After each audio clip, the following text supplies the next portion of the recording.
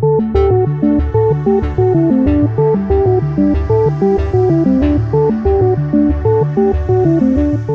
to start with me? All right. Hi, I'm Wes Sturdevant. And I'm Allie Cantarella. And we're at the International School for Comics at our book release party for Monkey and Dragon in the Golden Hour, which I wrote, and she did all the fantastic art for. Yep, I did all the illustrations for this book. It's been 2 years in the making, and we're so excited to finally have it all come together. The story came about one night when my daughter, who was about 2.5, she had a habit of asking me to turn off the lights and tell a last bedtime story from my mouth, which means make it up on the spot. And I came up with this story one night, and I can only figure out that the reason that there was a monkey and a dragon, which are not necessarily two characters I would have thought to put in the same story, were because they were probably the last two stuffed animals I saw that night when I closed my eyes and launched into the story. And I didn't know where the story was going. I just started and got to the end. She fell asleep, but the next night she asked for it again, and she asked for it again and again and again. And she had never done that before with all the crazy stories I'd made up at bedtime. So eventually I decided it was time to write it down.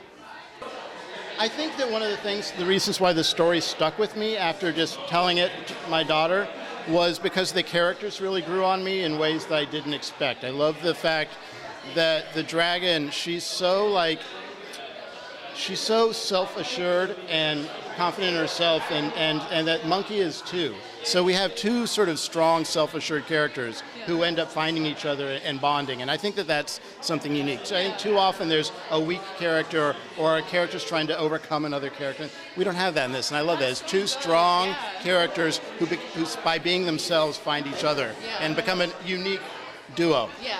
I always call it, a story of friendship and bravery, going after your dreams, not giving up when you're afraid. And it is. It's a very strong book, and it's just really beautiful. I'm glad to have been a part of it. And as a writer, it's fun to have a story that comes up with those kind of themes without deciding I'm going to sit down and write a book with those themes. Yeah. Because I guarantee you, every time I've tried that, it's ended up terrible. It's more organic. Yeah. And I think that's sort of the magic of the process of just sort of almost hallucinating the story one night from beginning to end. Yeah. And it's very much unchanged. I mean, even most of the wording, I don't think I intentionally changed it from the early tellings. It's the way she remembers it. So. I had developed some dragon ideas that were a little fatter and a little more cartoony, and I would show them to Wes, and he asked me to push it in different directions, and so together we developed this idea of this big, powerful, but still beautiful dragon, and this really cute, quirky, brave little monkey. So it was really a collaboration. There is this moment that everybody hopes when you're an author or you're an illustrator and you do a book, you hope for this moment when you get your hands on the first copy and open it up will be magical. And it's so much better than I ever thought it was going to be, especially with this one. It's so exciting. Yeah. I've done it a couple of times, and I keep thinking it's going to wear off. It's so wonderful to go through. This book, a lot of people think a children's book is a fast process, and sometimes they are. This one took us a long time because we had a lot of life going on in between, and there's a lot of stuff going on. And we took our time with it as opposed to rushing it, which I think was a really good idea. Yeah. And then to finally see, after 2+ years of really hard work, to see how beautiful the finished product came out is amazing. Yeah. It's. And there's when you open it, and since it's a hardcover, it cracks open, and you can smell the ink, and it's an awesome experience. Yeah. It's wonderful.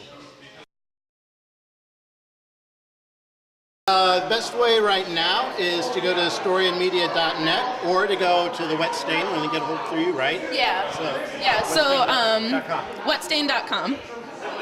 And storyandmedia.net is available there. Eventually on Amazon too.